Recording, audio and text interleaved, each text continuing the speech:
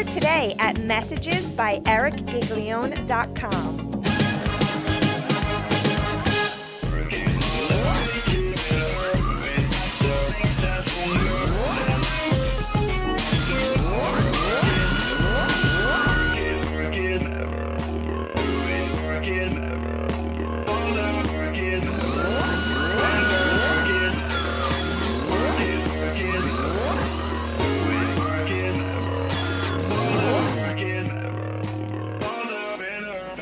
Hey there, welcome to the locker room. Coach Arias here. Today's message is coachability.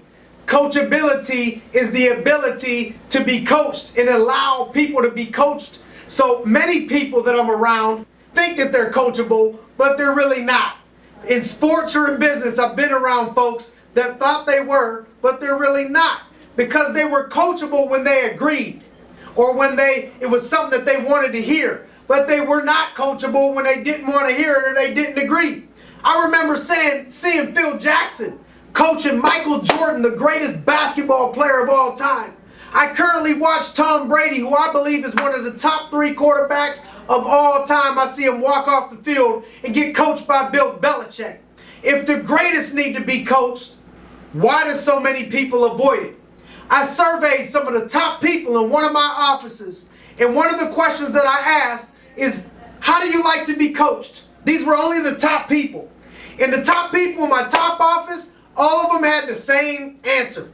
Direct and hard was the answer by all. They wanted somebody to coach them direct and be hard on them as long as they got the result. Those that got offended rarely have long-term success. In order to get coached, you have to be humble, and few people nowadays seems like they are humble enough to take direction. First, you have to have a coach that you respect and believe in. But after that, zip it, be quiet, and follow. The best leaders are also the best followers. Humble yourself to understand that you don't need your feelings, you only need results. Give permission to your coach to be hard on you and to be direct on you. Why not listen to somebody who's already had success? Most of the time they're paid on your success. Most of the time they're just concerned with your success. They're going to be paid and benefit by the way that you do. You think that they want you to fail, or that they accidentally slipped and fell on success? Probably not. Have you ever had to tell somebody 2 to 3 times to do something? That's the most frustrating thing for coaches. Eventually a good coach is going to stop coaching that player at all and move on to somebody, even if they're less talented, as long as they're willing to be coached. I see talented teams lose all the time to well-coached teams with less talent. Nothing is better than a well-coached team that is also talented.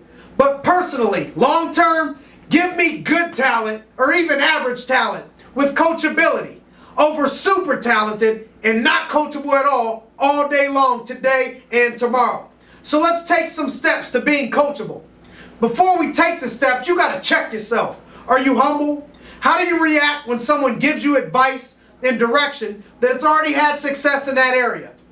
After you do that and take some inventory, let's go over some steps on being coachable. Number 1, find a coach. Find a coach that has already had some success that you believe in. Number 2, check your ego and be open. Check your ego at the door and be open to coaching.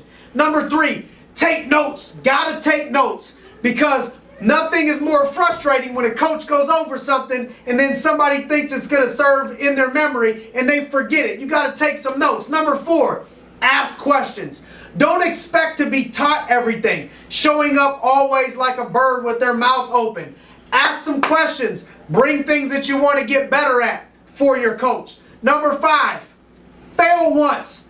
Trust something was off, or you missed one shot, but don't abandon ship. So you can't abandon ship for number 5 if you fail. Just trust that something was off. The best baseball, basketball, football players, nobody throws passes and gets 100% completion. Nobody goes up to bat and gets 100% batting average. And nobody shoots basketball and thinks that they're always going to have 100% free throw percentage. So that means you could be coached great, but it might not always work out. Work on your craft. Don't abandon ship. Number 6, implement 100%. This one is key. Bring it home. Pay attention.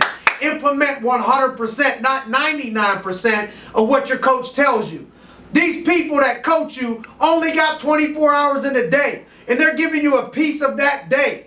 Implement 100%. The difference between you doing 100% of what that coach says or 99%, that 1%, therein lies right there all the difference in the world between you being a champion or not accomplishing your goals. And lastly, in number 7, after you got all that down, it's our responsibility, after being coachable, to duplicate yourself.